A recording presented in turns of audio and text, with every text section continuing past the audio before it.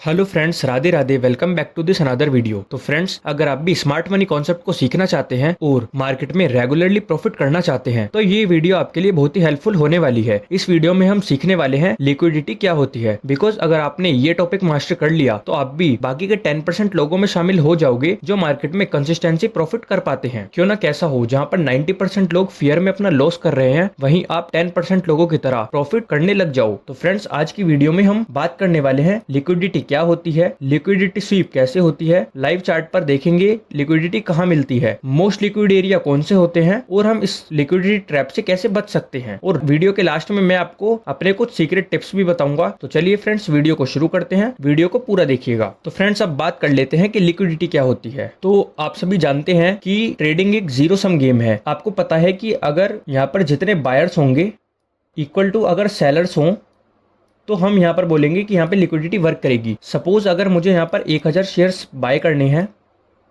ठीक है, और यहाँ पर अगर कोई 1000 शेयर बेच रहा है तो हम बोलेंगे कि यहाँ पर लिक्विडिटी है। बट अगर यहाँ पर मुझे 1000 शेयर बाय करने हैं और यहाँ पर सिर्फ 800 लोग ही अपने शेयर्स को बेच रहे हैं तो यहाँ पर लिक्विडिटी वर्क नहीं करेगी। लिक्विडिटी के लिए number of buyer is equal to number of sellers होना बहुत जरूरी है। तो आप लिक्विडिटी को समझ सकते हैं। अगर किसी को बाय करना है तो उतनी क्वांटिटी में वहां पर लोगों को सेल करना भी जरूरी है, तभी वहां पर लिक्विडिटी वर्क करती है। तो चलिए, लिक्विडिटी क्या होती है अब हमने ये सीख लिया है। अब हम जानते हैं कि लिक्विडिटी स्वीप कैसे होती है और लिक्विडिटी स्वीप होती क्या है बेसिकली। तो जितने भी ब्रेकआउट या फिर ब्रेकडाउन फेल होते हैं ना, उसके पीछे होता है लिक्विडिटी का ही कारण। बिकॉज जहां से मार्केट रिवर्स हुई आपकी या फिर मार्केट ने ब्रेकआउट दिया और वो फेल हो गया, तो जितने भी ये ब्रेकआउट ब्रेकडाउन रिवर्सल मार्केट में फेल होते हैं ना, उसके कारण भी ये लिक्विडिटी ही है। तो चलिए एक ना एग्जांपल के थ्रू समझते हैं। सपोज मैं एक बहुत बड़ा प्लेयर हूं, मेरे पास 25,000 लोट गोल्ड्स के हैं, ठीक है, मेरे पास 25,000 लोट गोल्ड है और मार्केट अपने डाउन ट्रेंड में है।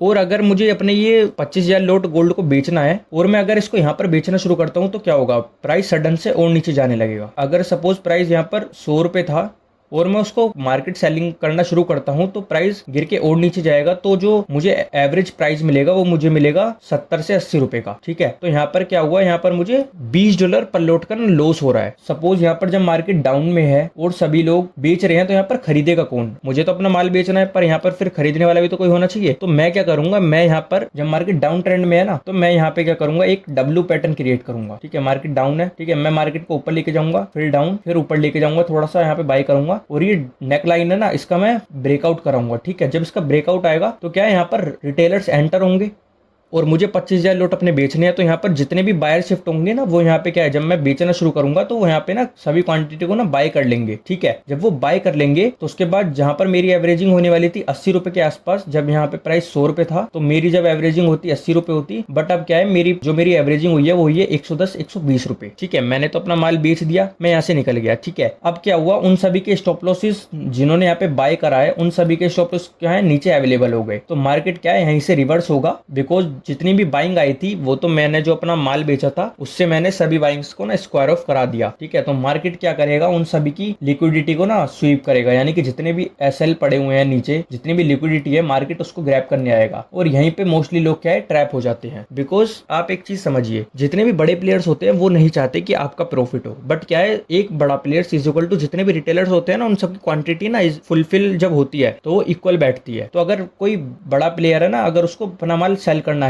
और अगर यहाँ पे मार्केट डाउन ट्रेंड में है तो यहाँ पे खरीदेगा कौन? तो वो इसलिए फेक ब्रेकआउट या फिर ब्रेकडाउन कराते हैं। चलिए मैं आपको एक एग्जांपल और दे देता हूँ ताकि आपको बेटर समझ में आए। सपोज मैं एक बड़ा प्लेयर हूँ और मेरे पास मुझे 50,000 लोट गोल्ड बाय करना है, ठीक है, और मार्केट अपने एक अप ट्रेंड में है।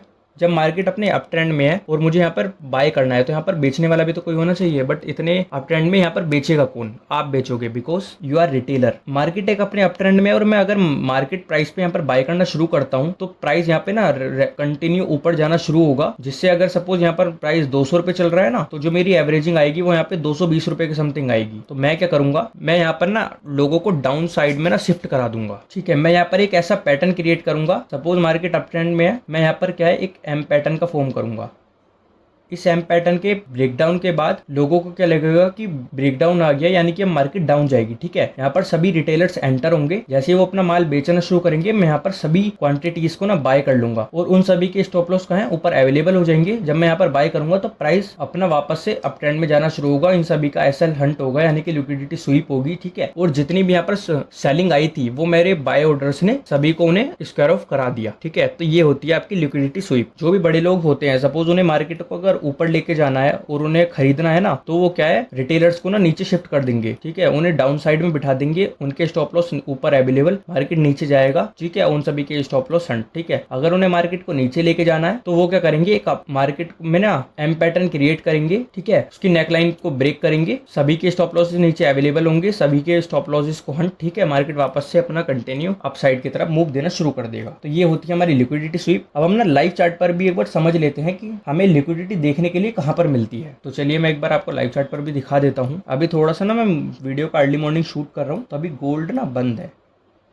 चलिए एक एग्जांपल तो हमें यहीं पर मिल गया। आप देख सकते हैं मार्केट को ना बड़े प्लेयर्स को क्या है, डाउन लेके जाना था, तो उन्होंने क्या करा, देखो एक डब्ल्यू पैटर्न क्रिएट करा, उसका ब्रेकआउट कराया, सभी के स्टॉप लॉसेस क्या है, नीचे अवेलेबल हो गए और मार्केट ने सभी के स्टॉप लॉस को ना, लिक्विडिटी को सभी को स्वीप कर लिया। ठीक है, ये कोई बड़ा प्लेयर था जिसने गोल्ड में इतनी बड़ी सेलिंग करी है। ठीक है, एक एग्जांपल तो आपने यही देख लिया। और ये ब्रेकआउट ब्रेकडाउन पे भी ना सबसे ज्यादा होता है। देख रहे हैं मार्केट ने इसका क्या है, ब्रेकआउट कराया है। ठीक है, अपसाइड की तरफ इसका ब्रेकआउट कराया, मार्केट ने इसका ब्रेकआउट कराया, सभी रिटेलर्स को नीचे एंटर करा, उनकी लिक्विडिटी ली, देन मार्केट ऊपर। उसके बाद लोगों ने सोचा कि रिटेस्ट पे हम वापस से बाय करेंगे। जिन भी लोगों ने इस वाली कैंडल को देखकर बाय करा, तुरंत से उन सभी की देख रहे कितनी बड़ी कैंडल बनाई है इन्होंने, सभी की लिक्विडिटी एक बार में ही इन्होंने स्वीप कर ली। और भी एग्जाम्पल देख लेते हैं।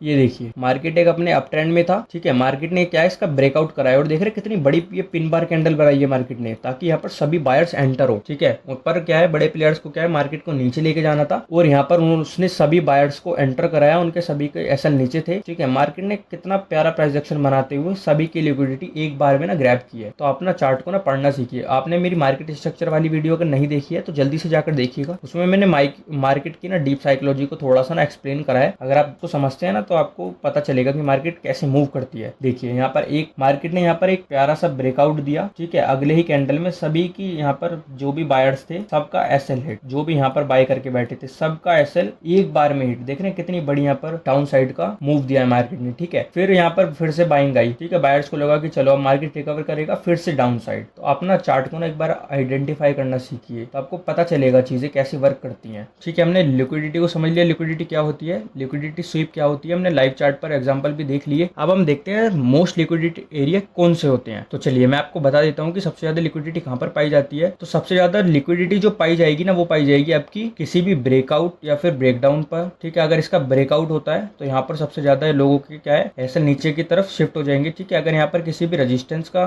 ब्रेकडाउन होता है तो ऊपर की साइड सबसे ज्यादा एसएल अवेलेबल हो जाएंगे, मार्केट अप जाएगा, सबके एसएल हिट। ठीक है, मार्केट डाउन जाएगा, सबके एसएल हिट। किसी भी राउंड नंबर पे, ठीक है, सबसे ज्यादा लिक्विडिटी किसी भी राउंड नंबर पे मिलेगी, बिकॉज वहाँ पे क्या है, पेंडिंग ऑर्डर लगे हुए होते हैं बड़े प्लेयर्स के। अब हम समझते हैं कि इस ट्रैप को आप अवॉइड कैसे करोगे, यानी कि हमें इस ट्रैप से बचना कैसे है। तो आप ना प्लान कीजिएगा जहां पर 90% लोग अपना लॉस कर रहे हैं ना, अगर उन्हें दिख रहा है कि मार्केट अप जा रहा है, ठीक है, उसका ब्रेकआउट हो रहा है, मार्केट ने रिटेस्ट भी कराया, तो मैं यहाँ पर ट्रेड ले लूं, तो आपको ऐसा नहीं करना। आपको क्या है, वहां पे डाउन साइड की तरफ प्लानिंग करनी है। बिकॉज क्या है, वहां पर बड़े प्लेयर्स की तरह सोचना है आपको, रिटेलर की तरह नहीं सोचना। कि आप सोचिए कि बड़े प्लेयर्स किस तरह से सोच रहे हैं, क्या जो मुझे दिख रहा है वो तो सबको दिख रहा है, बट जो सभी को नहीं दिख रहा, 90% लोगों को नहीं दिख रहा, वो 10% लोगों को दिखता है। तो आपको वो 10% बनना है। बिकॉज आपको देखना है कि यहाँ पर क्या है, मेरा रिवर्स ट्रेड कैसे प्लान हो सकता है। ठीक है, क्योंकि वहां पर क्या है, 100 की 100% वहां पर लिक्विडिटी को ना हंट किया जाएगा, यानी कि लिक्विडिटी स्वीप होगी। तो एसएल तो वैसे भी जाना ही है, तो आपको ना वहां पे क्या है, डाउन साइड की प्लानिंग करनी है। बिकॉज सबसे ज्यादा ना, अभी आप ये वाला एग्जांपल देख लीजिए, एम पैटर्न का फॉर्मेशन किया, ठीक है, डाउन, उसके बाद सभी की लिक्विडिटी यहाँ पर स्वीप कर ली मार्केट ने एक ही बार में। ठीक है, तो आपको क्या करना है, वहां पर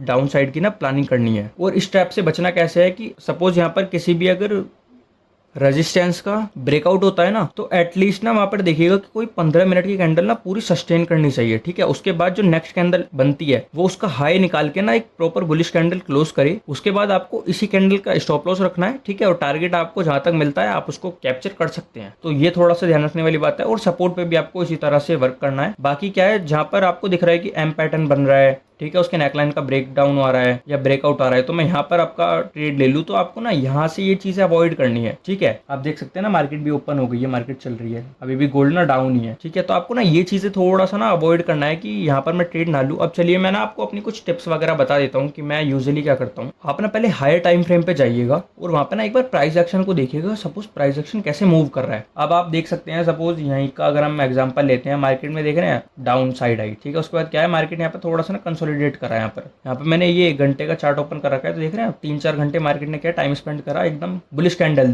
दी। अब मार्केट क्या है, इस रेंज में ना रेंज बाउंड हो चुका है। ठीक है, अब या तो ये इसका हाई निकाले तो हम यहाँ पर प्लान करेंगे। ठीक है, या इसका अगर ये डाउन निकाली तो हम इसका यहाँ पर प्लान करेंगे। बट अगर क्या है, अगर ये साइडवेज है ना, तो आपको इससे बचना है। ठीक है, ये एक टिप्स है आपके लिए कि आपको इस वाली मार्केट से बचना है, बिकॉज क्या है, ये ऊपर जाएगा नीचे जाएगा, ऊपर जाएगा नीचे जाएगा, और आपका एसएल यहाँ पे ना हंट होना ही होना है। तो एक तो आपको इससे बचना है, और सेकंड क्या है, आपको ब्रेकआउट या ब्रेकडाउन पे ना एटलीस्ट 15 मिनट की कैंडल को ना सस्टेन होने देना है। उसके बाद जब उसकी नेक्स्ट कैंडल बनती है, वो एक प्रॉपर ना बुलिश या फिर बियरिश कैंडल होनी चाहिए। ठीक है, उसके बाद जो हमारा स्टॉप लॉस रहेगा वो जस्ट उसी के ऊपर या फिर नीचे का रहेगा। ठीक है, और जो हमें प्रॉफिट मिल सकता है वो हम देखेंगे कि हमें एक बार में कितना हमें मूव कैप्चर हो रहा है। ठीक है, तो इस चीज का ना ध्यान रखिएगा। बाकी अगर आपने एक्सएनएस में अकाउंट ओपन नहीं करा है ना, तो वीडियो के डिस्क्रिप्शन में लिंक है, बिकॉज इस सीरीज के बाद मैं गिव अवे भी अनाउंस करने वाला हूँ, जिसमें मैं अपने लकी सब्सक्राइबर्स को, जिन्होंने मेरा चैनल सब्सक्राइब कर रखा है, उनके अकाउंट्स में यूएसडीटी ना डिपॉजिट करूंगा। वीडियो अच्छा लगा हो ना, तो वीडियो को एक लाइक और चैनल को सब्सक्राइब जरूर कीजिएगा, बिकॉज ना वीडियो बनाने में ना काफी मेहनत लगती है फ्रेंड्स। अगर आप 1000 लाइक इस वीडियो पे कंप्लीट करा देते हैं, तो मैं ऐसे ही और भी अच्छे वीडियोस लेके आऊंगा। और कमेंट कर सकते हैं आप, एक प्यारा सा कमेंट कीजिएगा। ठीक है, अपने फ्रेंड्स के साथ शेयर कर दीजिएगा। मिलते हैं फ्रेंड्स नेक्स्ट वीडियो में, तब तक के लिए स्टे ट्यून्ड। धन्यवाद।